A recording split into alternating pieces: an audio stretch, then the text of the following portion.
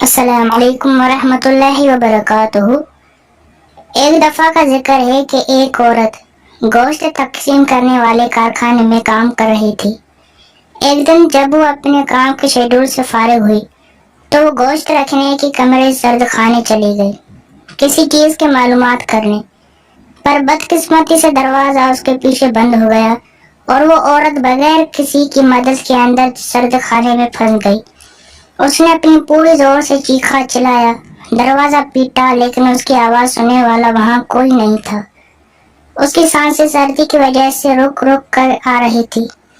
کارخانے کے زیادہ تر ملازم چھٹی ہو کر اپنے اپنے گھروں کو جا چکے تھے اور سرد خانے کے باہر اس کی آواز سننا ناممکن تھا۔ 5 گھنٹے بعد جب وہ اپنی موت کے بالکل قریب تھی اور وہ آخری سانسیں لے رہی تھی تو اسی وقت کارخانے کے سیکورٹی گارڈ نے اچانک دروازہ کھولا اور معجزاتی طور پر اس نے عورت کی جان بچائی۔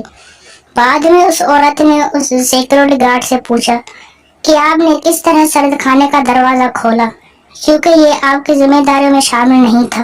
تو اس سیکورٹی گارڈ نے کہا کہ میں اس کارخانے میں پچھلے 35 سالوں سے کام کر رہا ہوں۔ سینکڑوں ملازم ہر روز کارخانے میں آتے ہیں اور واپس جاتے ہیں، لیکن آپ ان چند ملازم میں شامل تھی جو ہر صبح آتے ہوئے میرے ساتھ دعا سلام کرتی تھی، چھٹی کے وقت مجھے اللہ حافظ کہہ کر جاتی تھی۔ بہت سارے لوگ مجھے ایسا ٹریٹ کرتے ہیں جیسا کہ میرا کوئی وجود ہی نہیں۔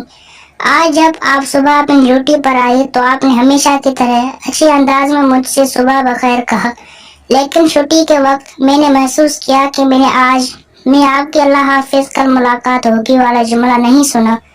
مجھے پتا تھا کہ آپ مجھے اللہ حافظ کہے بغیر جانے والی نہیں، تو میں نے فیصلہ کیا کہ آپ کو کارخانے میں ڈھونڈا جائے کہ کوئی پریشانی تو نہیں آپ کو، کیونکہ آپ کے ہر روز کی دعا سلام اور اللہ حافظ کہنا مجھے یہ احساس دلاتا تھا کہ میں بھی کوئی ہوں، میرا بھی وجود ہے۔ جب آج میں نے آپ کے اللہ حافظ نہیں سنا تو مجھے اندازہ ہو گیا کہ کوئی پریشانی ضرور ہے، اس لیے میں نے کارخانے میں ہر جگہ آپ کو ڈھونڈا اور آخر کار سرد خانے میں آپ کو پایا۔ چینل کو لازمی سبسکرائب کیجیے گا۔